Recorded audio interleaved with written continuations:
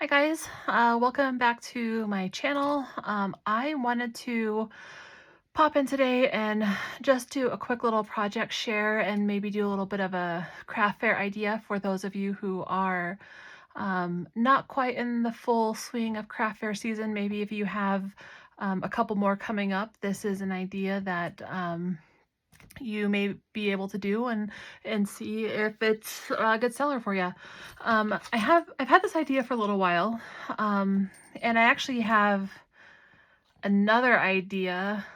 Well, let me cut to the chase. So, these recipe keepers have been around for a really long time.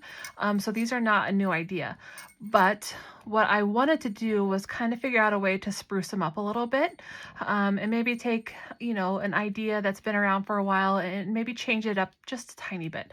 Not a whole lot because there's not much you can do to really change the function of it, but you can certainly make it prettier. So that is what my video is today, is to share this idea on how to maybe spruce up a little bit your recipe keepers, or even if you turn them into like memory books. I've done some where they're actually more memory books and not recipe keepers.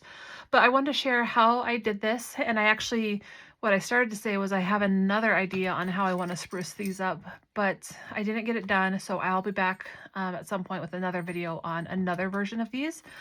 But if you recall, and I know that Lyric Lover, as far as I know, Lyric Lover was the first one to come out with this idea, and then there's just been a ton of them since.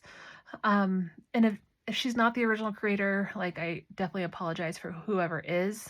That's just all I can think of off the top of my head. But the premise behind these is that you have a quick and easy little gift, and you use scrapbook paper and recipe cards to have, a family heirloom or a cute little gift to capture recipes in. And normally they're just, you just slip the paper inside, you put all the recipe cards inside, and you call it good.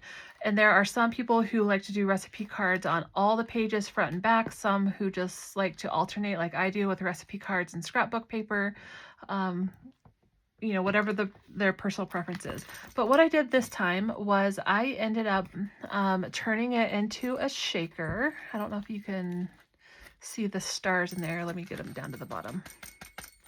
So I turned it into a shaker.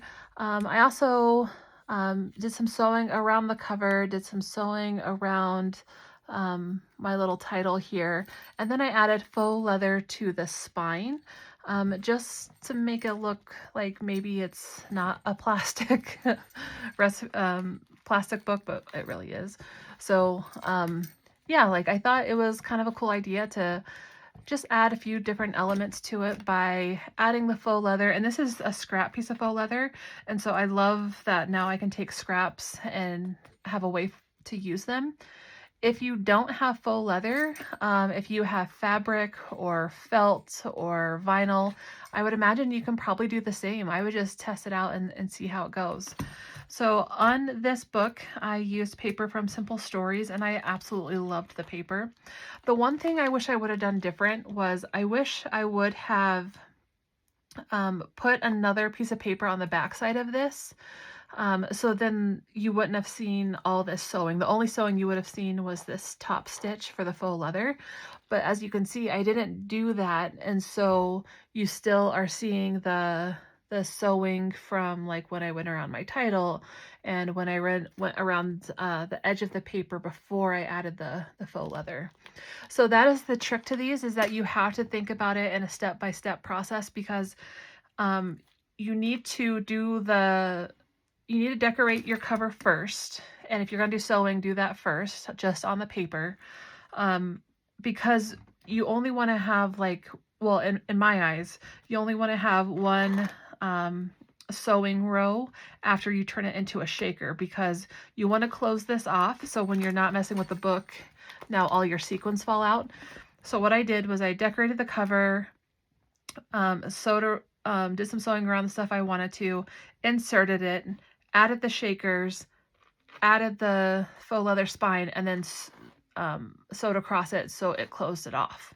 This sewing around the edge of the paper, I did that just on the paper before I added it to here, because I knew I didn't want to have, you know, double sewing lines at the top. Hopefully that makes sense. And then I just added in some recipe cards and some paper from the collection. And then on some of the paper, I did some more sewing just to add a little bit of interest, because this paper, while it is so beautiful, it tends to have the same color scheme. And so I wanted to break it up a little bit. Obviously using white thread was not the way to break up all the colors, but you know, it is what it is. So then I did some sticker clusters down there. And see, this was just a cut apart, and I think it's so pretty. And honestly, I think it'd be kind of cool to turn this into a shaker, and you just need to sew right there, and then it's just kind of an element inside of there. More from the paper. And then this one has December, and then I did some sewing there.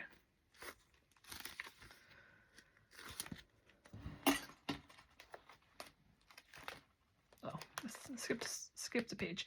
And then I have this one. And then this is a cut apart from the collection. It's like a postcard, and I thought that was really cool. So my craft fair is currently underway right now. It's day 3 of 5 days. And like I said, I will only be there on Friday. So I have someone keeping an eye on my booth, and because it's a centralized checkout, and so there's lots of people there at the craft fair that are working, and so I can't test out to see how this alternate version of a recipe keeper will go, because I guess I could take it. I go in on Friday. I guess I could take this in on Friday and see if it sells that day. But I really wanted to share this in case some of you are looking for some new ideas, because you have a craft fair coming up in December. And I wanted to get this out because, I don't know, it was just really fun, and it was a cool way to take something that everyone already knows and just kind of turn it into something a little bit different. So that is it for my video today. If you guys have any questions, feel free to leave them down below, and I will see you on the next video. Thanks so much for being here.